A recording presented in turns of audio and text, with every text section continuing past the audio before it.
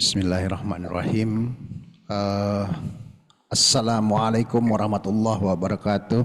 Waalaikumsalam warahmatullahi wabarakatuh. Wassalatu wassalamu ala asrafil anbiya'i wal mursalin wa ala alihi wa sahbihi ajma'in. Puji syukur kehadirat Allah atas nikmatnya pagi ini.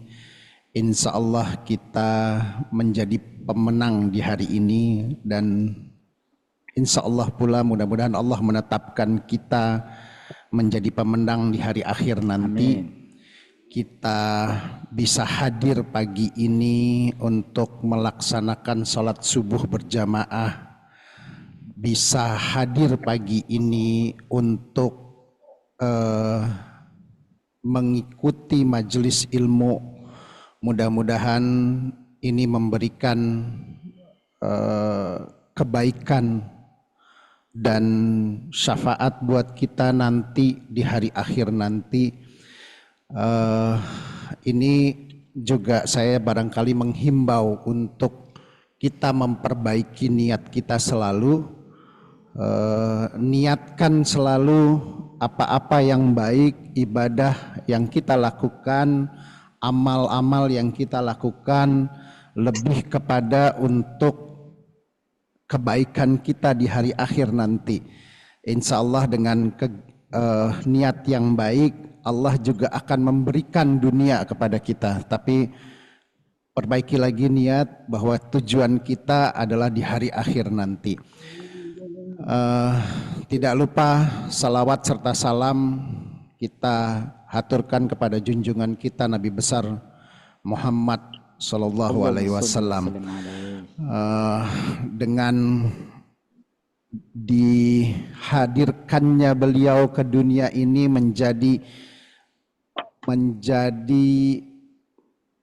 pembimbing umat, jadi pemimpin umat, sehingga kita bisa berjalan pada yang menjadi tugas utama kita. Barangkali nanti juga kita akan membahas tentang masalah ibadi ya Ustadz ya.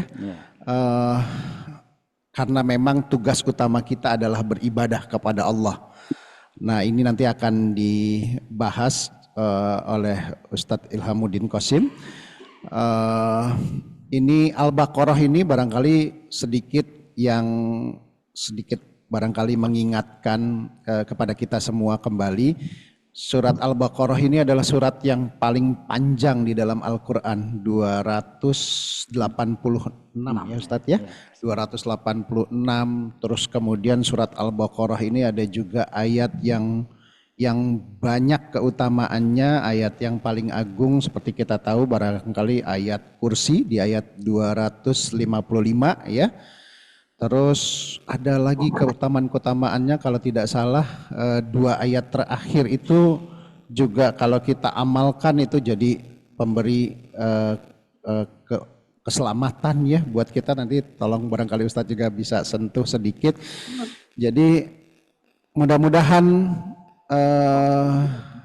kajian ilmu, majelis ilmu ini bisa menjadi pengingat kita kembali, kalau yang sudah tahu juga menjadi penambah ilmu buat kita kalau yang belum tahu, dan mudah-mudahan ini jadi penyemangat kita untuk terus mencari ilmu Allah. Mudah-mudahan ini terus menjadikan kita menjadi dekat kepada Allah selalu. Amin. Ya, barangkali tanpa berpanjang kata, kami persilahkan pada Ustadz Ilhamuddin untuk memulai kajiannya. Terima kasih, pakai ini aja langsung. Bismillahirrahmanirrahim. Assalamualaikum warahmatullahi wabarakatuh. Alhamdulillahirabbil alamin. Wassalatu wassalamu ala asyrafil anbiya'i wal mursalin sayyidina wa maulana Muhammadin wa ala alihi wa sahbihi ajma'in. Allahumma rabbana atina min ladunka rahmah wa hayyi lana min amrina rasyada. Amin ya rabbal alamin. Alhamdulillah dengan izin dan karunia Allah juga dapat bertemu berkumpul di sini. Semoga kiranya atas segenap langkah yang kita ayunkan dan waktu yang kita luangkan, Allah Subhanahu wa taala senantiasa memberkahi hidup kita dan keluarga kita di mana saja berada dari dunia sampai akhirat. Amin ya rabbal alamin. Baiklah, kita langsung saja seperti pernah diingatkan dalam pertemuan kita yang lalu, bahwa dalam mengkaji atau mentadabburi ayat-ayat Al-Quran ini kita telah pernah melakukan tematik berdasarkan judul surat. Jadi Al-Fatihah, Al-Baqarah, Ali Imran itu satu surat kita lakukan dalam satu kajian berdasarkan nama atau judul surat. Sekarang kita masuki bahagian yang kedua, sesi yang kedua, yaitu kembali ke awal seperti Al-Baqarah, tapi tidak lagi memakai judul Al-Baqarah. Kita akan mengambil judul beberapa istilah yang penting, pesan-pesan penting di Al-Baqarah. Untuk Al-Baqarah karena ayatnya panjang seperti dikatakan tadi, jumlah ayatnya banyak sebanyak 286, kita bagi dalam 3 sesi. Kemarin telah kita bahas 100 ayat pertama di bawah judul Kalimatin, pesan-pesan suci dari ilahi. Sekarang yang kedua kita ambil dari 100 yang kedua, tepatnya dari ayat 186, judulnya Ibadi. Semoga dengan mengkaji judul ini kita menjadi abdi Allah yang sejati. Amin ya rabbal alamin. Bella, kenapa Ibadi kita pilih sebagai judul? Karena ibadi inilah yang dijamin Allah tidak dapat disentuh oleh setan. Jadi setan itu dia bersumpah akan menyesatkan seluruh manusia. Kata Allah, silakan. Tapi ibadi tidak dapat kau sentuh. Oleh karena itu orang yang mendapatkan predikat ibadi, siapapun yang menjadi ibadi, Allah jamin bahwa dia tidak akan disentuh oleh setan. Setan akan kalah dengan ibadi. Itulah sebabnya kita pilih judul yang ibadi. Semoga kita dengan janji Allah itu selamat dari sumpah setan yang tidak pandang bulu. Mau nabi, mau siapa saja, itu akan disesatkannya. Namun dia akan kalah ketika menghadapi ibadi seperti yang Allah janjikan di surat 17. Nah, ini dasarnya surat 17. Kata-kata ibadi yang tidak dapat digoda oleh syaitan ditegaskan di surat 17 surah Al-Isra atau Bani Israel. Jadi kita mulai dengan itu. Ini karena kita ingin, kenapa sih ibadi kita pilih? Ibadi itu suatu gelar prestis, gelar terhormat yang mendapat jaminan tidak dapat disentuh oleh setan, ditegaskan di surat 17 ayat 65. Inna ibadi, itu ibadi. Inna ibadi laisa laka alaihim sultan wa kafa bi rabbika wakila. Siapa mau baca terjemahannya? Bismillahirrahmanirrahim. Allah berfirman lagi, sesungguhnya tidak ada kekuasaan bagimu iblis atas hamba-hambaku yang mukmin. Cukuplah Tuhanmu sebagai penjaga. Nah, sungguhnya terhadap ibadi diartikan di sana hamba-hambaku yang mukmin, hamba-hambaku sejati. Kau tidak dapat mempengaruhinya. Cukuplah Tuhanmu sebagai penjaga. Itulah sebabnya kenapa kita pilih judul ibadi, karena kita berharap, bermohon kepada Allah agar kita tidak digoda, tidak terjerumus dalam perangkap iblis alaihi laknah. Amin ya rabbal alamin. Baiklah, ibadi seperti tadi telah disebutkan artinya abdi-abdi Allah. Tapi lebih khusus lagi abdi Allah sejati. Karena banyak orang yang mengatakan abdi Allah, sebenarnya dia tidak mengabdi kepada Allah dengan tulus. Dia bukan abdi Allah sejati. Oleh karena itu jaminannya hanya kepada abdi Allah sejati. Tadi dikatakan abdi-abdiku yang beriman. Kenapa? Abdi-abdi Allah yang tidak beriman, itu dia di permukaan kita anggap ibadi. Tapi kata Allah dia enggak abdi Allah yang sejati. Dia selevel dengan binatang. Seperti dikatakan di surah 2, di abdi Allah sejati itu adalah manusia sejati, sedangkan abdi Allah yang tidak sejati itu selevel dengan binatang, disindir di surat 2 ayat 171. Kalau abdi Allah sejati dikatakan orang beriman, maka sebaliknya orang yang tidak beriman berarti tidak abdi Allah sejati dan selevel dengan binatang, diisyaratkan di surat 2 ayat 171. Wa masalul ladzina kafaru kamasalil ladzi yan'iqu bima la yasma'u illa du'aan wa nidaa. Silakan. Perumpamaan penyeru orang-orang yang kufur adalah seperti penggembala yang meneriaki gembalanya, yang tidak mendengar, memahami selain panggilan dan teriakan saja. Mereka tuli, bisu dan buta sehingga mereka tidak mengerti. Iya, nggak mengerti. Dia bukan abdi Allah sejati. Itu seperti hewan gembalaan. Dipanggil, dia punya telinga, dipanggil nggak datang. Hayya 'alas shalah. Dia dengar punya telinga. Tapi seperti kambing dan kerbau, begitu juga sapi yang ketika mendengar panggilan tidak peduli. Maka orang-orang yang abdi Allah tidak sejati, kelakuannya sama dengan binatang ternak itu. Na'udzubillah min dzalik. Itulah sebabnya abdi Allah sejati itu tidak dapat dikuasai oleh setan. Sedangkan tidak menjadi abdi Allah sejati itu selevel dengan hewan. Na'udzubillah min dzalik. Itulah dia apa arti yang ibadi, bukan semata-mata abdi Allah, tapi abdi Allah yang sejati, yaitu orang-orang yang beriman. Itu arti, sedangkan makna. Jadi ada arti, ada makna. Makna di balik ibadi itu adalah menyadarkan manusia. Menyadarkan manusia agar melakukan koreksi diri. Coba kita koreksi diri kita. Setiap hari Allah suruh kita koreksi. Benarkah waktu kita mengatakan iyyaka na'budu wa iyyaka nasta'in dalam sholat kita? Benarkah kita semata-mata mengabdi kepada Allah atau mengabdi juga kepada Allah tapi mengabdi kepada yang lain?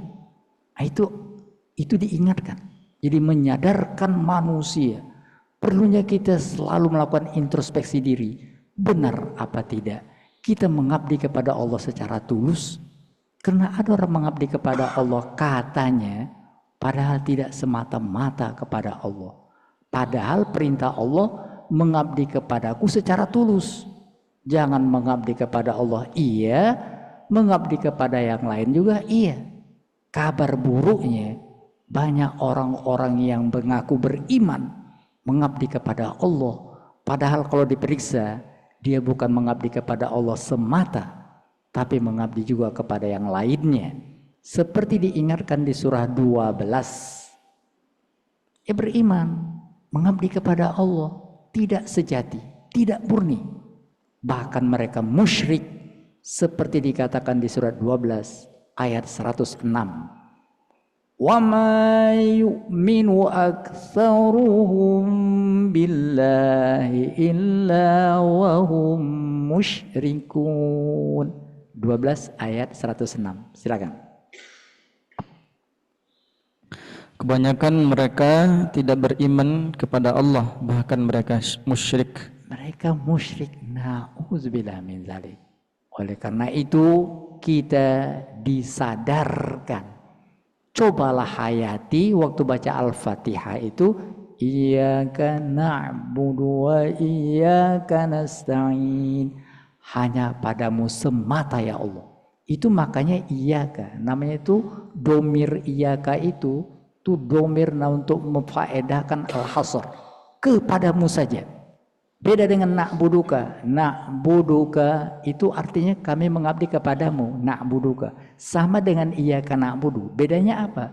Bedanya kadi na'buduka kalau di awal itu ditambah iya. Iyyaka hanya padamu saja. Kalau na'buduka kami mengabdi kepadamu ya Allah. Tapi bisa juga mengabdi pada yang lain. Kalau na'buduka. Tapi kalau iyyaka na'budu hanya padamu saja. Itulah makanya iyyaka na'budu wa iyyaka nasta'in. Menyadarkan kita. Perlu kita hayati. Benar apa enggak kita abdi Allah sejati? Abdi Allah sejati tidak semata-mata baik. Karena kalau baik, kalah baik kita dengan sapi. Sapi itu rela untuk ditunggangi. Susunya diperah, dia tidak peduli. Dia bisa dijadikan pedati. Dia tadi menyiapkan susunya untuk kita nikmati. Dagingnya pun silakan. Kalau dia sapi dijadikan iga, dia rela. Sapi itu baik, tapi tidak cukup dengan baik. Tapi adalah baik kepada Allah Subhanahu wa taala. Dalam artian yang tadi, sapi baik pada manusia. Memang begitulah fitrahnya. Dia baik pada manusia. Jadi kalau kita baik kepada manusia, itu tidak cukup. Hablum minan nas tidak cukup. Dia harus didasari dengan hablum minallah. Oleh karena itu, jangan menjadi manusia separuh. Baik, itu orang tuh baik sekali. Kalau baik, sapi juga baik. Tapi sudahkah baik hubungannya kepada Allah? Menjadi abdi Allah sejati yang mengikuti apa yang Allah firmankan. Bagaimanakah caranya? Itulah yang menjadi fokus kajian kita pada subuh pagi hari ini setelah kita mendapatkan apa arti dan makna di bawah judul ibadi. Ibadi, abdi Allah sejati, dan maknanya menyadarkan kita. Coba lakukan introspeksi diri. Benarkah kata-kata yang kita ucapkan dalam sholat hanya mengabdi kepada Allah sehingga kita beragama dengan benar? Itu telah kita lakukan. Untuk menegaskannya silakan baca surah 98. Pada surah 98 ayat 5 dikatakan begini. Wa ma umiru illa liya'budullaha mukhlishina lahuddin. Silakan. 98 ayat 5. Mereka tidak diperintah kecuali untuk menyembah Allah dengan mengikhlaskan ketaatannya kepadanya. Itu dia, mukhlisin, semata-mata karena Allah, memurnikan ibadah. Terusnya, Melaksanakan salat dan menunaikan zakat, itulah agama yang lurus dan itulah benar. tanda dia beragama yang benar. Bukan semata-mata baik kepada manusia atau baik dikatakan orang, tapi baik di mata Allah Subhanahu wa taala. Baik, tadi sudah kita singgung hubungannya. Kalau kita kaitkan dengan judul yang lalu, yaitu pesan-pesan ilahi, maka hubungannya adalah bila salah satu pesan Allah sebelum manusia turun di bumi adalah tempat kalian sebenarnya di surga ini, dunia hanya sementara, itu telah kita bahas. Maka ibadi adalah orang yang mempersiapkan dirinya untuk menerima pesan yang pertama. Jadi ibadi itu tahu bahwa dia bukan semata-mata dunia. Yang semata-mata dunia itu sapi. Kalau sapi dunia, sapi nggak mengenal akhirat. Itu neraka sapi itulah bakaran. Dibakar di api itu sapi. Nah, manusia bukan dunia saja. Manusia sampai ke akhirat. Bakarannya namanya neraka, sama-sama nar. Sapi hanya dunia saja. Sapi nggak punya kehidupan akhirat. Dia tidak ada surga dan nerakanya. Dia terhenti di dunia. Tapi ibadi, manusia yang ibadi tahu dunia hanya sementara dan dia akan meraih akhirat seperti disampaikan di awal tadi. Cobalah tujukan untuk akhirat, jangan semata-mata dunia saja. Kata-kata ibadi yang berkaitan dengan akhirat itu bahkan kita diingatkan jadi ibadi. Kalau serius untuk akhirat jadi ibadi. Ditegaskan di surat 89. Ayat 29 dan 30. Fadkhuli fi ibadi, masuk kelompok ibadi. Wadkhuli jannati, agar kalian kembali ke surgaku. Mari kita lihat terjemahannya. 89 ayat 29 dan 30. Maka masuklah ke dalam golongan hamba-hambaku dan masuklah ke dalam surgaku. Nah, itu dia hubungannya. Jadi hubungan ke Al-Baqarah, hubungan kepada pesan pertama di pelajaran kita, kajian kita yang lalu sudah jelas. Mari kita fokus kepada bagaimana menjadi ibadi itu. Setidaknya itu ada 3 hal yang harus kita perhatikan. Siapa memiliki 3 ciri ini berarti dia masuk ke dalam ibadi. 3 hal yang perlu kita introspeksi ke diri kita, lihat ke diri kita. Sudah kita lakukan apa enggak 3 ini? Apa itu 3 ciri ibadi? Yang pertama yang namanya ibadi itu, dia selalu memohon ampun kepada Allah dengan tulus. Itu ibadi. Ibadi itu dia tahu bahwa walaupun dia sudah melakukan sebaik-baiknya, tapi yang namanya manusia pasti ada kelemahannya. Jadi ibadi itu enggak mengatakan enggak perlu mohon ampun dan diampuni Allah, enggak. Ibadi adalah orang yang rendah hati, yang dia selalu mohon ampun kepada Allah. Itu makanya Allah katakan, bilang sama ibadi bahwa dia jangan putus asa dengan rahmatku. Aku akan ampuni dosanya. Itu artinya ibadi itu dia selalu mohon ampun kepada Allah dengan tulus. Mari kita lihat di surah yang menjelaskan itu, surah 39 ayat 53. Pada surah 39:53 dikatakan begini. Qul ya ibadiyalladzina amanu, silakan. Ya. Katakanlah, wahai hamba-hambaku yang melampaui batas terhadap diri mereka sendiri, janganlah kamu berputus asa pada rahmat Allah. Sesungguhnya Allah mengampuni dosa-dosa semuanya. Sungguh dialah yang maha pengampun dan maha penyayang. Nah, itu ibadi. Katakan kepada ibadi, jangan putus asa. Oleh karena itu dia tidak putus untuk mohon ampun kepada Allah Subhanahu wa taala. Rasulullah ibadi apa enggak? Ibadi. Makanya Rasulullah mohon ampun. Bahkan Allah katakan, hai Muhammad, mohon ampun atas dosamu itu. Kenapa? Rasulullah kan ibadi. Dia abdillah.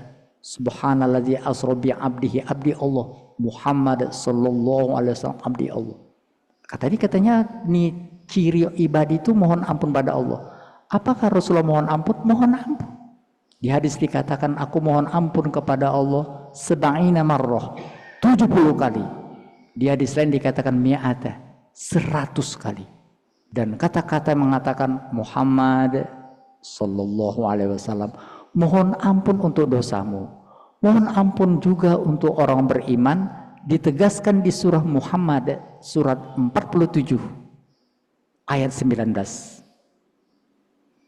47 adalah surah Muhammad sallallahu alaihi wasallam. Fa'lam annahu la ilaha illallah wastaghfir li dzambik. Silakan. Ketahuilah Nabi Muhammad bahwa tiada Tuhan yang patut disembah selain Allah, serta mohonlah ampun atas dosamu dan dosa orang-orang mukmin laki-laki dan perempuan. Allah mengetahui tempat kegiatan dan tempat istirahatmu. Nah, itu makanya kita dianjurkan banyak-banyak istighfar. Astaghfirullahaladzim.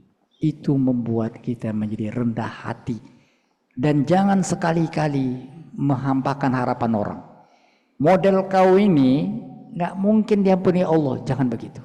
Itu Allah murka. Allah maha pengampun mengatakan jangan putus asa. Sebanyak apapun dosaku ampuni. Kenapa kita sosokan mengatakan pada orang nggak mungkin diampuni Allah, dia pasti neraka? Itu nggak boleh. Itu nggak boleh. Dalam hadis dikatakan ada dua orang bersaudara diriwayatkan. Yang satu ahli ibadah, yang satu lagi itu dia kontra, berseberangan, nggak ahli ibadah. Jadi saudara yang mengatakan, cobalah kau beribadah, udah tua gini, cobalah ibadah. Yang satu tadi yang tadi yang dikatakan saudara dikatakan itu bilang ini, udah itu urusan aku, jangan kau ingatkan. Akhirnya kata saudaranya, model kau ini nggak diampuni Allah.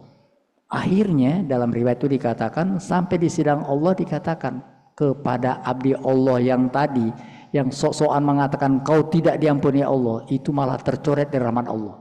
Kenapa? Allah sendiri mengatakan dia mengampuni. Kenapa sok-sokan mengatakan nggak diampuni? Ampunan itu adalah hak wewenang Allah, nggak boleh kita campuri. Dalam Quran dikatakan orang-orang yang menghina orang mohon ampun itu memancing murka Allah Subhanahu wa taala. Karena Allah sendiri tidak pernah menghampakan harapan. Jangan hampakan harapan orang lain. Doronglah orang untuk kalau berdosa supaya bertobat. Jangan katakan kau sudah kelampauan dosamu, nggak mungkin diampuni. Dalam hadis lain Rasulullah mengatakan pembunuh 99 orang ketika mohon pendapat kepada seorang pintar, apakah Allah ampuni? Apa dosamu? Membunuh 99 orang, nggak mungkin diampuni. Satu aja nggak diampuni. Itu yang dikatakan tidak diampuni itu orang pembunuh 99 orang. Dibunuhnya yang mengatakan itu genap 100. Dan ketika dia bertanya kepada orang lain yang lebih arif, orang tadi mengatakan, apa salahmu membunuh orang? Kau akan diampuni Allah. Karena Allah Maha Pengampun. Oleh karena itu ibadi bukan saja selalu mohon ampun, tapi tidak pernah menghampakan harapan orang lain dengan mengatakan kau tidak mungkin diampuni. Seperti dikatakan di surah 23, kalau tadi riwayat, maka itu didukung oleh surah 23. Mari kita lihat surah 23 ayat 109. Innahu kana fariqum min ibadi yaquluna rabbana amanna faghfir lana warhamna wa anta khairur rahimin. Ibadi, silakan. Sesungguhnya segolongan dari hamba-hambaku berdoa, ya Tuhan kami telah beriman, maka ampunilah kami dan berilah kami rahmat. Engkau adalah sebaik-baik pemberi. Ada orang berdoa gitu, ya Allah ampuni kami. Lalu orang yang sok tadi mengatakan begini, 110. Wattakhantumuhum sikhriya. Silakan. Lalu kami jadikan mereka bahan ejekan sehingga itu membuatmu lupa mengingatku dan kamu selalu menertawakan mereka. Nah, ini orang tobatnya tomat nih, tobat kumat aja bilang kan gitu. Jangan katakan semoga dia terbimbing untuk tobat yang benar. Jangan diketawai. Kenapa? Lanjut. Inni jazaituhumul yawma bima sabaru. Silakan satu ayat lagi. Sesungguhnya pada hari ini aku memberi balasan kepada mereka karena kesabaran mereka. Sesungguhnya mereka itulah orang-orang yang menang. Nah, itulah ciri pertama ibadi. Selalu rendah hati. Walaupun dia beribadah rasanya telah sebaik-baiknya, dia tetap menyadari ada sisi kelemahan yang tidak dia sadari. Mohon ampun kepada Allah. Itulah sebabnya kita lagi sholat, apa bacaan kita? Ketika duduk antara dua sujud, Robbi firli, sedang sholat saja kita diajarkan untuk Robbi firli. Mana ada orang sholat berdosa? Memang kalau kita sholat ngata-ngatain orang, kalau sholat kita mencuri, enggak. Tapi dalam sholat sendiri kita diingatkan baca Robbi firli warhamni, untuk mengatakan rendah hatilah, mohon ampun kepada Allah. Jangan tadi berhati kasar mengatakan orang enggak diampuni, dia bakal umpan neraka. Nauzubillah min dzalik. Yang kedua, jadi ciri ibadah yang kedua adalah menjaga makanan. Ibadi itu bukanlah orang nggak makan nggak minum, dia makan dan minum. Tapi dia nggak sembarangan dalam makan dan minum, karena dia tahu melalui makan dan minum setan berperang. Rasulullah mengatakan inna syaiton yajri fi ibni adam majrad dam. Setan itu mengalir di tubuh manusia seperti aliran darah. Maksudnya makanan minuman itu akan menjadi darah daging. Setan nyelinap di sana. Jadi energi yang didapat oleh orang-orang yang makan minum dari yang haram atau dari hasil yang haram, itu mengandung energi syaitan. Na'udzubillah min zalik. Seperti dikatakan di surah 2 ayat 168.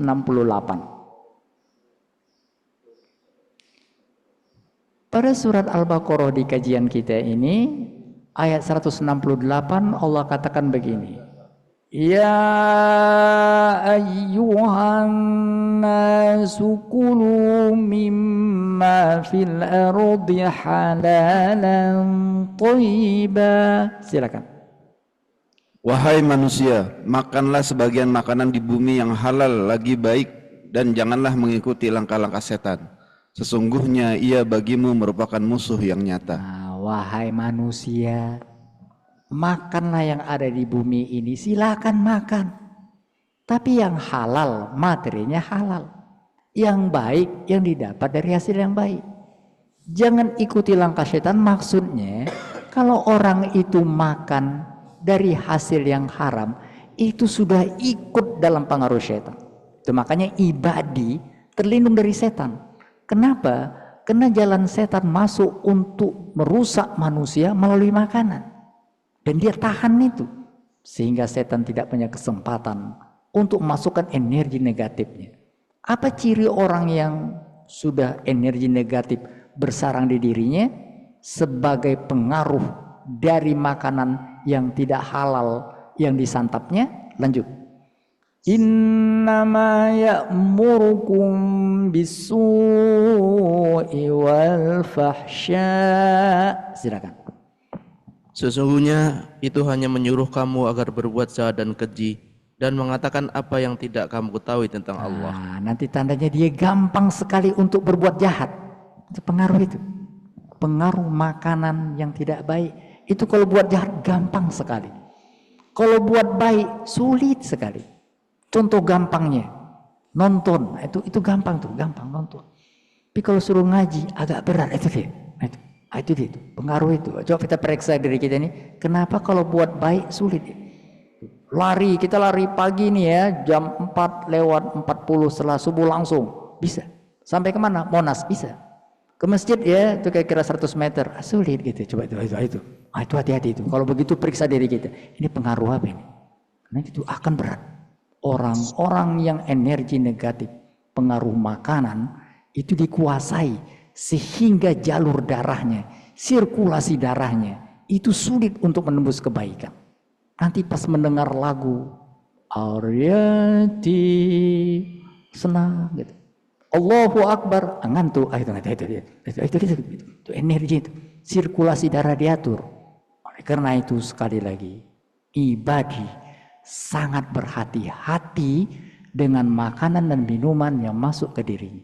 Karena melalui makanan minum itu setan berperan. Satu ayat lagi kita ambil di surah Al-Maidah, surah 5 ayat 90. Ya ayyuhalladzina amanu innamal khamru wal maisir wal ansab wal azlamu rijsum min amali syaitan. Silakan. Wahai orang-orang yang beriman, sesungguhnya minuman keras, berjudi, berhala, dan mengundi nasib dengan anak panah adalah perbuatan keji dan termasuk perbuatan setan.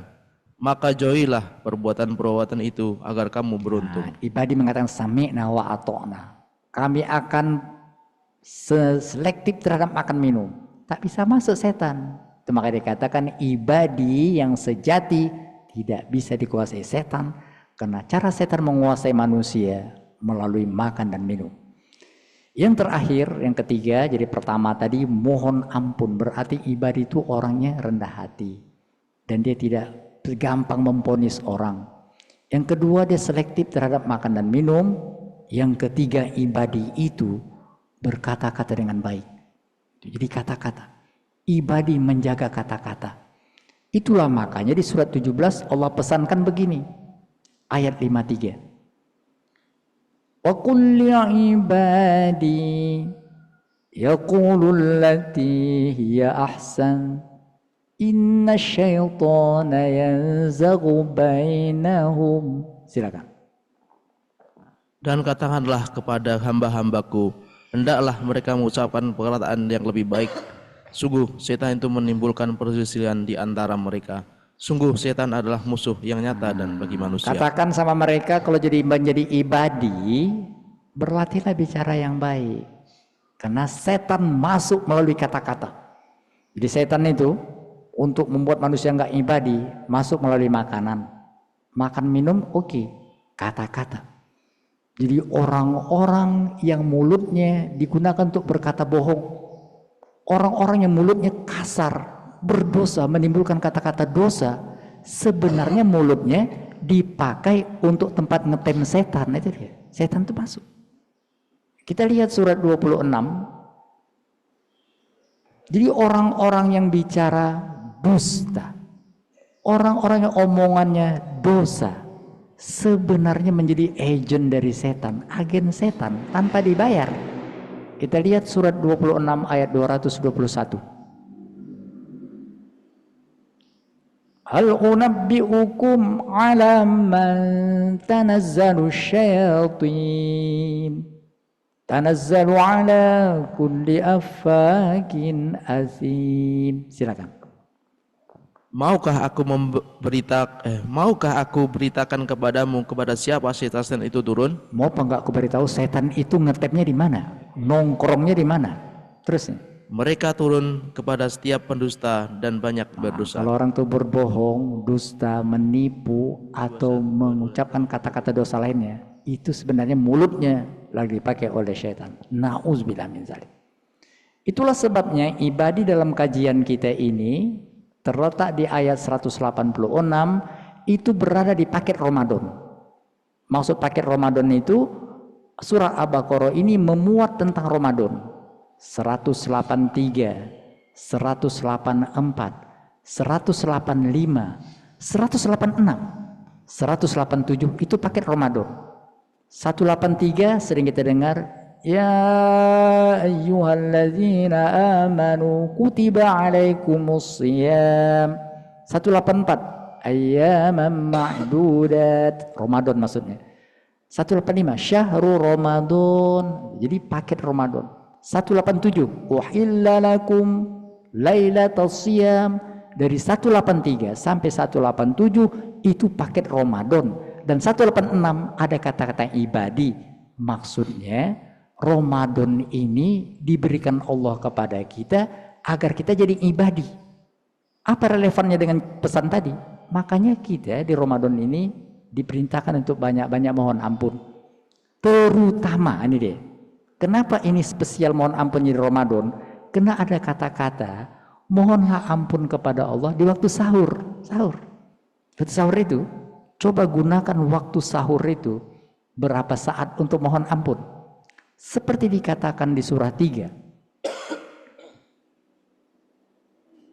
Sahur itu adalah saat sebelum fajar. Karena kalau sudah fajar udah habis itu. Fajar sebelum subuh, sahur. Surah 3 ayat 17.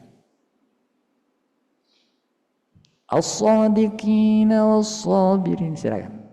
As-sabirina was-sadiqina wal-qanitina wal-munfiqina wal-mustaghfirina bil ashar. Ashar, sahur. Sebelum fajar. Lanjut.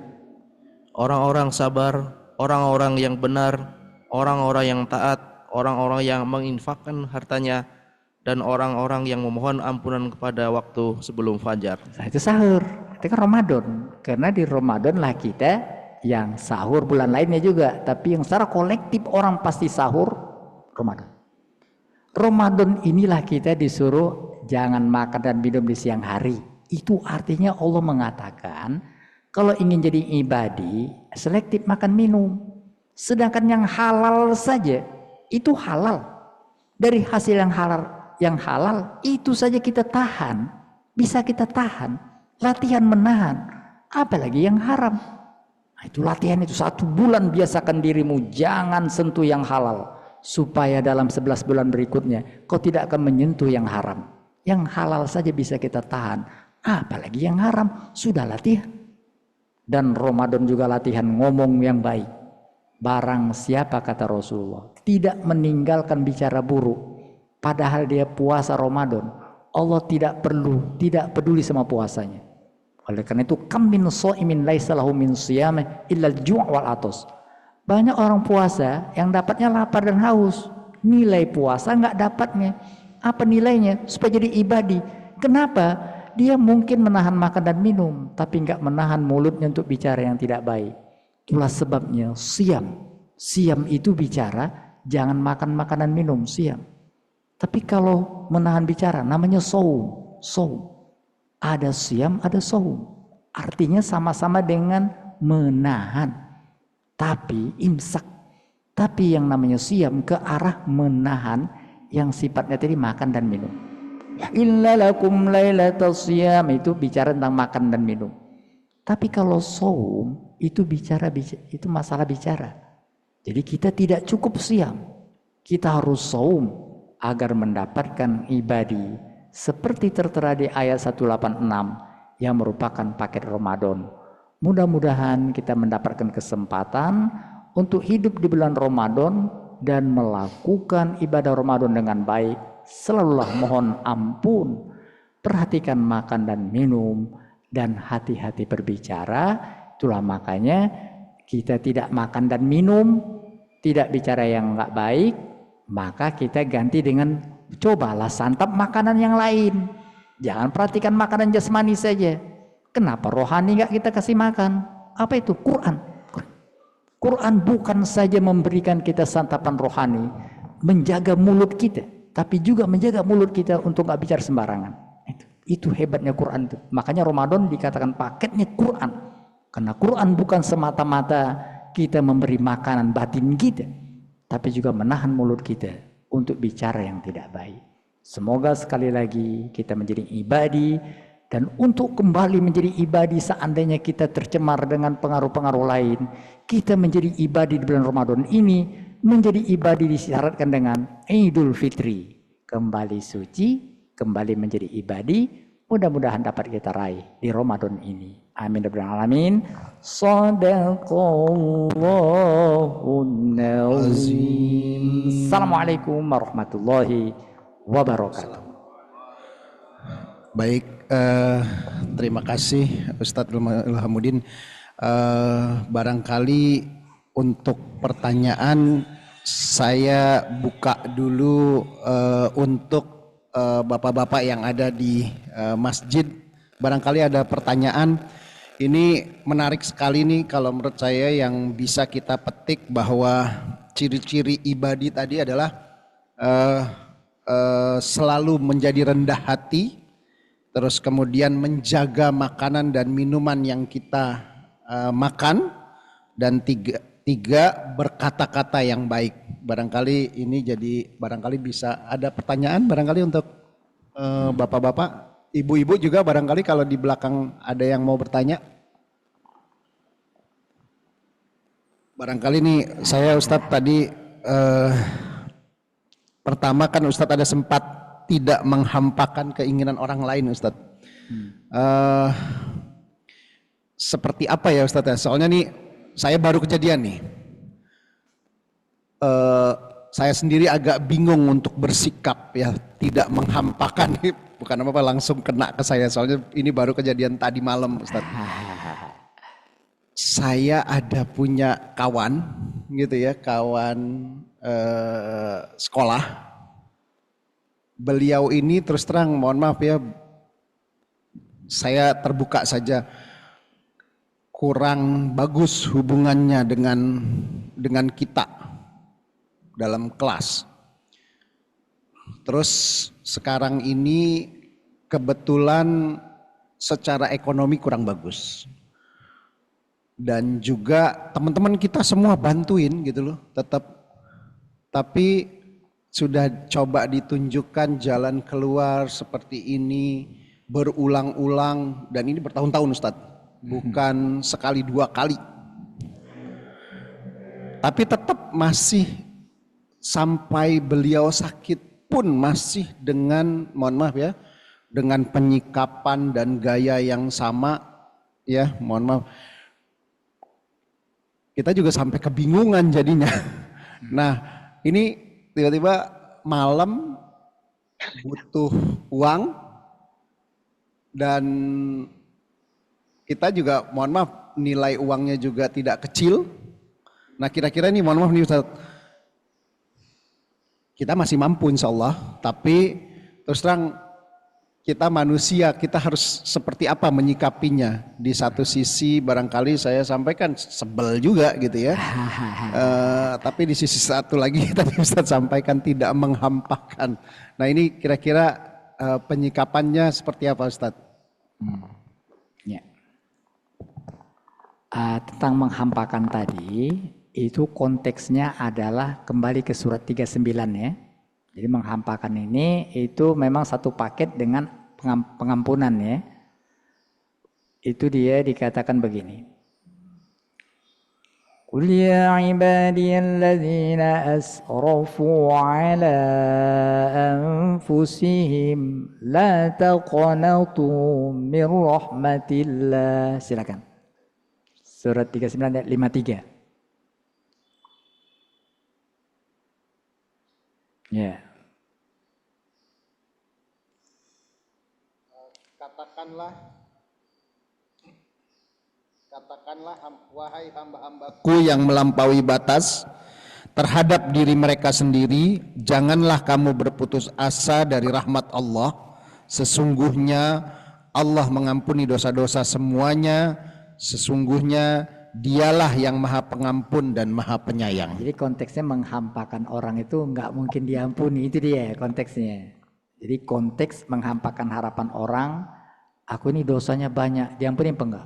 Aku nggak mungkin diampuni, itu maksudnya. Menghampakan itu dalam konteks ampunan. Tapi kalau menghampakan artian kita nggak bisa menolong atau nggak mau menolong, itu lain lagi. Rasulullah pernah ketika ada orang mohon bantuan, pingin itu, Rasulullah nggak ada, sampai orang itu nangis. Ya kalau nggak ada gimana? Seperti diisyaratkan di surat 9.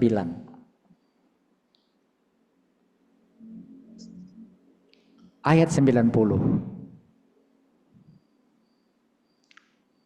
Wala 'alal ladzina idza ya. Dan di antara orang-orang Arab Badui datang kepada Rasulullah mengemukakan alasan agar seterusnya 91 yang terus 91 dan tidak pula bagi orang-orang yang tidak ada dosa karena tidak pergi berperang atas orang yang lemah, orang yang sakit dan orang yang tidak memperoleh apa yang akan mereka infakkan. Apabila mereka berlaku ikhlas kepada Allah dan Rasul-Nya, tidak ada alasan apapun untuk menyalahkan orang-orang yang berbuat baik. Dan Allah Maha Pengampun dan Maha Penyayang. Tolonglah saya, kata orang. Kita nggak punya kemampuan. Oh maaf ya, saya nggak bisa nolong. Itu nggak ada dosa. Jadi kita nggak memaksakan harus ini kan dia mudah berharap nih kita paksain diri. Enggak. Kata Allah nggak berdosa. Kalau memang kita nggak punya kemampuan. Lanjut. Dan tidak pula bagi orang-orang yang dan tidak ada pula dosa atas orang-orang yang datang kepadamu Muhammad agar engkau memberi kendaraan kepada mereka lalu engkau berkata, aku tidak memperoleh kendaraan untuk membawamu. Lalu mereka kembali sedang mata mereka bercucuran air mata karena sedih disebabkan mereka tidak memperoleh apa yang akan mereka infakkan untuk ikut berperang. Pernah orang pengen dibawa, siapin kendaraan, Rasul bilang nggak ada. Dia tadi itu menangis, aduh nggak ada ya. Itu nggak menghampakan namanya, memang nggak ada.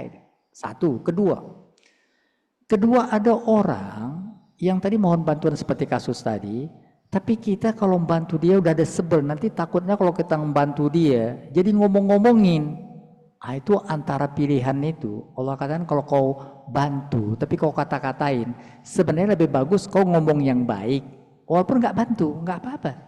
Tapi kalau membantu, ngata-ngatain, itu akan lebur kebaikan kita. Karena tadi nomor 3, jaga kata-kata. Jadi kita buat baik, tapi kata-kata kita nggak bagus, itu hancur kebaikan kita. Itu makanya Allah katakan daripada bantu tapi gendumel, mending bicara yang baik-baik saja seperti dikatakan di surah 2 ayat 263. Qaulun ma'rufun wa maghfiratun khairum min sadaqatin yatba'uha adza. Silakan. 2263.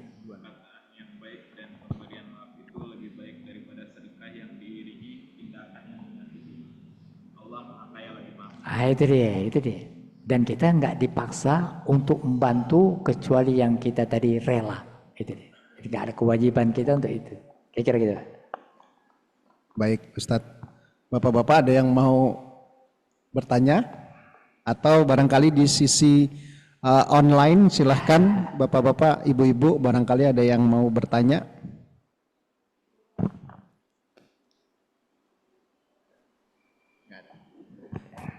Assalamualaikum Pak Ustadz. Tidak ada dari Bapak-bapak, Ibu-ibu? Ya. Assalamualaikum. Iya. Salam. Dengar. Barangkali kita cukupkan, barangkali mengingat waktu juga barangkali ini kebetulan. Oh, ada yang tanya ya, silakan Bu, Pak. Ya, Alhamdulillah Pak Ustadz. Selamat pagi. Ciri pribadi yang pertama tadi, yang kedua menjaga makanan. Kita ini sering bepergian, baik dalam maupun luar negeri. Makanan dikatakan yang halal dan yang baik. Yang halal itu pun juga ada cara. Barangnya itu halal, memperolehnya halal, mengolahnya halal. Jadi ada kekhawatiran bahwa ada beberapa yang tidak memenuhi syarat itu. Bahkan kalau di luar negeri, persoalan makanan ini sangat susah. Kita sudah berusaha ke toko-toko yang mungkin tidak memberi makanan yang halal. Tapi kekhawatiran selalu ada. Dan ini terus terang, dulu waktu bisa menjaga itu, sensitifnya tubuh saya itu kalau makanan yang tidak baik itu selalu muntah. Nah, tapi setelah berjalannya waktu, makanan apa saja, pertemuan, rapat dengan apalagi orang asing kita juga nggak tahu itu ini kekhawatiran seperti ini bagaimana kita menyikapi agar istighfar kita soal kekhawatiran makan yang tidak halal itu bisa terampuni. Terima kasih Pak Asem.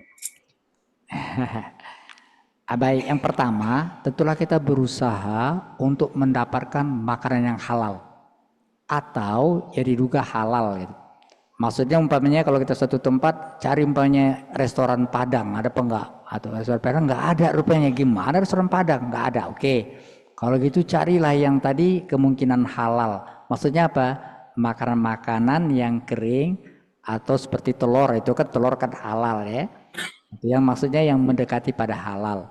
Atau kalau tidak dapat lagi yang tadi jelas dia tidak halal walaupun kita nggak tahu penyembelihannya seperti ayam gitu ya. Jadi yang bukan langsung kita cari ini kebetulan luar negeri nih langsung pesan kepala babi, itu lain kalau itu. Nanti ini enggak, ini hindari. Tapi kalau sudah kita berusaha tadi lalu tidak mendapatkan, pada surat 2 dikatakan begini. 173. 173. Masih dalam lingkup kajian kita. Innama harrama alaikumul maitah. Sesungguhnya, silakan. Sesungguhnya dia hanya mengharamkan atasmu bangkai, darah, daging babi, dan daging hewan yang disembelih dengan menyebut nama selain Allah.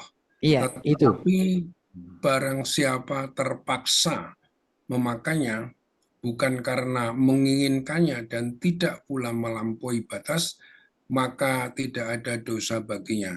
Sungguh Allah Maha Pengampun, Maha Penyayang. Nah, makanya jangan putus asa, rupanya begitulah Allah yang Maha Pengampun, kita tetap menjadi ibadi. Karena kita sudah melakukan tadi usaha, namun ternyata tidak apa. Nggak apa-apa Pak, kalau sudah begitu keadaannya terpaksa yang nggak boleh. Tadi sengaja dipesan, enak juga ya kepala ini ya, pesanlah 2 porsi untuk bawa baca. Nah, itu nggak boleh. Kalau kita sudah cari dengan tadi berusaha untuk kepada yang tingkatan halalnya tinggi. Itu teman saya Pak, ada dia kuliah di Manila, dia orang Padang, di kuliah itu dia sengaja bawa tadi rendang, tahan setengah bulan. Nah itu. Jadi nasi sana kan nasi kan jelas ya, dia bawa panas, bawa periuk kecil, itu betul-betul sangat menjaga itu. Tapi kalau kita tidak bisa seperti itu, cari tadi yang tingkatannya halal. Tapi Allah beri peluang, seandainya pun haram, jelas-jelas haram. Bila terpaksa tidak ada yang lain, maka itu dimaafkan Allah sebagai tanda Allah tadi tidak menghampakan keadaan hambanya. Mudah-mudahan begitu Pak. Yang berikutnya, apabila kita telah melakukan hal itu dan telah istighfar, apapun pengaruh makanan yang masuk ke perut kita, itu bisa dicairkan. Jadi karena sahabat bertanya, Rasulullah kita sudah banyak makan yang nggak jelas nih. Waktu kita belum masuk Islam, itu bisa apa nggak diputihkan? Ada. Pemutihannya disebutkan di surat 5 ayat 93. Itu tadi katanya kalau kita makan nggak benar ada energi setan. Bisa apa nggak itu dihilangkan? Bisa. Karena sahabat Rasulullah itu macam-macam makanannya itu. Minuman keras. Tapi Allah berikan begini solusinya. Pada surat 5 ayat 93 dikatakan begini. Laisa 'alal ladzina amanu wa 'amilus shalihat. Silakan. Tidak berdosa bagi orang-orang yang beriman dan mengerjakan kebajikan tentang apa yang mereka makan dahulu. Apabila mereka bertakwa dan beriman serta mengerjakan kebajikan, kemudian mereka tetap bertakwa dan beriman, selanjutnya mereka tetap juga bertakwa dan berbuat kebajikan, dan Allah menyukai orang-orang yang berbuat kebajikan. Jadi ada 3 kata takwa. Takwa pertama maksudnya puasa Ramadan. Nah, takwa pertama maksudnya istighfar. Takwa kedua maksudnya Ramadan. Takwa ketiga disambung kata-kata berbuat baik maksudnya infak. Jadi bila kita pernah meminum yang nggak baik, coba pertama istighfar. Kedua Ramadan. Itu maka dikatakan man shoma ramadhana imanan wahtisaban ghufira lahu ma taqaddama min dzambi. Orang puasa Ramadan dengan ikhlas itu dosa-dosa yang lalu dilebur, itu maksudnya. Jadi pertama istighfar, kedua Ramadan, yang ketiga infak. Karena infak atau melakukan kebaikan itu dapat membersihkan yang melakukan kesalahan yang berakibat kepada jiwanya. Kira-kira gitu Pak Bajus. Terima kasih Pak. Sama. Terima kasih Pak atas pertanyaannya. Ustadz juga terima kasih, barangkali mengingat waktu, barangkali untuk supaya kita juga bisa beraktivitas kembali yang lain. Masya Allah bahwa Allah tidak akan memberatkan kita apapun kesusahan, apapun kondisi yang barangkali menyulitkan kita, Allah tetap memberikan kemudahan bagi kita. Barangkali itu juga yang perlu kita imani selalu untuk supaya kita bisa berjalan di dalam jalan yang benar. Itu saja barangkali Ustadz, sebelum diakhiri barangkali saya mohon Ustadz barangkali berdoa untuk kita semua untuk supaya lebih baik dalam menjalankan kehidupan ini. Terima kasih. Ya, saya sampaikan sesuatu. Saya Pak Sarin, silakan. Gimana Pak? Ya, Pak silakan Pak Sarin. Silakan Pak Sarin. Ya, pertama alhamdulillah ya atas kajian hari ini sangat bermanfaat. Saya ingin mengingatkan mengenai pelaksanaan dari kajian ini tetap. Jadi tinggal ngatur waktu sahurnya yang lebih awal lah. Jadi kemudian jangan sampai terlambat. Ya, yang kedua, ini apa yang saya tangkap dari apa yang disampaikan ini bahwa yang paling penting adalah implementasinya pada diri kita. Biasanya ada ucapan tiada maaf bagimu. Saya pikir itu sering menjadi hambatan ya, terutama di masjid ya. Saya ingatkan semua ya, apapun di mana kita berada, memaafkan seseorang itu adalah sangat penting. Apapun yang dia lakukan, saya pikir yang penting karena itu Allah yang Maha Tahu. Terus lagi tadi ada beberapa hal sudah sangat bermanfaat. Jadi sekali lagi mari kita artinya bagaimana kita mengimplementasikan ya sifat-sifat Allah itu Allah yang Maha Pengampun, dan kita tentunya juga bisa melakukan dengan selalu ya memaafkan orang apapun yang dilakukannya pada kita. Saya pikir akan lebih baik. Demikian dari saya Pak. Kalian mudah-mudahan ada manfaatnya. Wabillahi taufiq wal hidayah. Assalamualaikum warahmatullahi wabarakatuh. Waalaikumsalam warahmatullahi wabarakatuh. Oh ya, barangkali kita juga mau memasuki bulan Ramadan. Saya barangkali juga atas nama Masjid Raya Nurul Hidayah juga seperti tadi Pak Sahrir sampaikan, mohon maaf lahir dan batin.